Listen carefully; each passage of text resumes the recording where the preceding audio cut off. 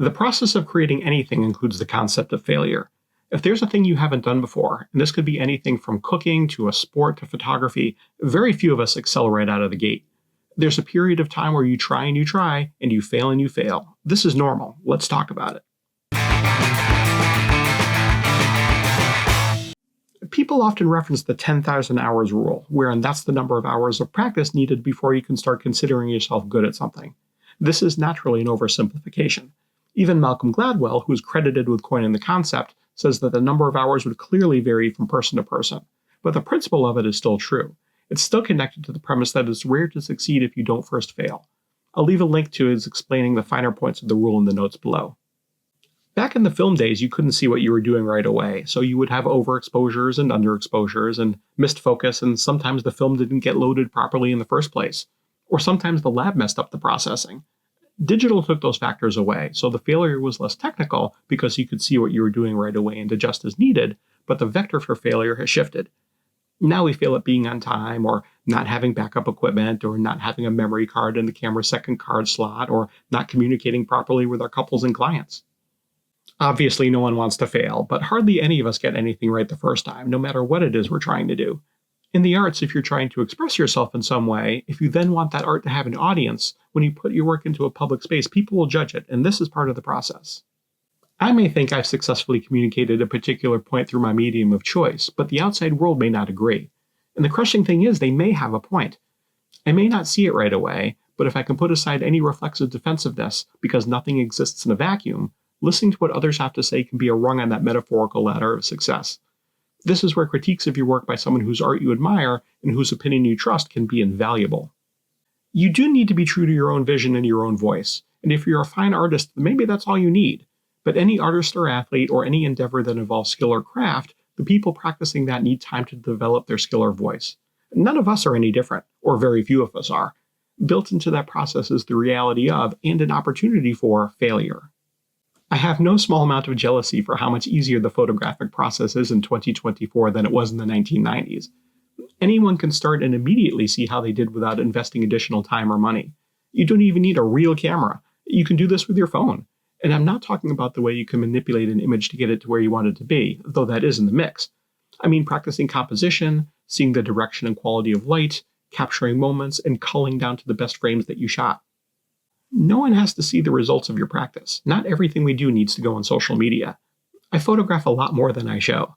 Sometimes it's personal work, sometimes it involves film, and yes, even with weddings, there are techniques I attempt that don't always succeed. Sometimes I'll have an image in my head and I'll try to make it, but something in it is lacking. I don't show those efforts, but I do file them away so I can try them again another time. Thankfully, with photography, no one's health or well-being is at stake when we practice. I think what we do is incredibly important because we do capture events and memories for the people that hire us, or sometimes just of our families. I don't want to be maudlin, but not all of our family is going to be with us forever. I've received emails from couples over the years thanking me for the beautiful photo of a grandparent who passed away shortly after their wedding. I had one bride contact me that her father passed away suddenly and I hadn't even delivered her wedding photos yet. These aren't situations where you can fail yourself or your clients. These memories, these photographs, are sometimes all we have left of our loved ones. This is one of the reasons I think it's important to fail in private before you find yourself in a position where the results may truly matter to someone. When I first started photographing weddings, the results I was getting didn't match what I saw in my head, nor did they match the level of skill I aspired to. I saw the results of my efforts and I knew they were lacking. Because I was inexperienced, I didn't charge as much, and as lower-priced photographers tend to be less experienced, I put myself in that box. As I gained more skill and started seeing the results I wanted for myself, I was able to raise my prices and start making a living at this. There's that upside to early failure in practice, too. I've had this conversation with many photographer friends about our early work. We all put in our best effort to be sure, but we're collectively much better now than we were then. And that's because of one thing: experience. Practice enough, fail enough, show your successes more than your failures, and keep getting more experience. The more you practice, the better you'll get, so we put in those hours. I have fun photographing weddings and events. I have a great job, and I know I'm incredibly fortunate to be able to claim that. I've also been doing this for 30 years. I haven't always succeeded during that time, but I practiced and I failed and I honed my craft.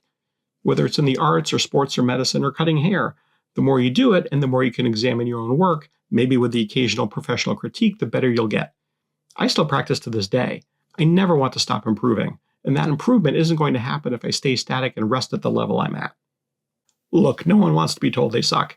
When you post to social media, people are going to tell you how great you are. You might not be. I don't exempt myself from this idea. None of us will get as good as we want to be. Few of us are as good as we think we are, and that's okay. The thing about having family and friends that encourage you is that encouragement helps. Even if it may not always be accurate, it keeps you motivated and moving forward. If you feel a certain way about your work, or even if you're just curious about where you might be in your field, seek out that person whose work you admire and ask them to critique your work. And yeah, you might have to pay them, which is completely reasonable. If you're someone who buys a new lens or a new preset or whatever because you think that's going to help you reach another level, use that same mindset to pay an actual person to help you on the work itself, not the tools that help you get there. While your gear can make a difference to the quality of your work, at the end of the day, the work comes from your vision and your efforts, not the tools you use to make it. A master chef isn't where they are because of the pots and pans they use. They're good because of their innate skill, but also because they practiced. And they failed, and here they are. I prefer to fail in private. It's all part of the process of improving the work and striving for a goal I know I'll never reach. But and I think you, should embrace the process rather than the results. I think we should all keep trying new things, keep examining our own work to see what works and what doesn't, and just keep practicing. Thank you for watching. I appreciate your taking the time to listen. If you like what you heard in this video, please like and subscribe.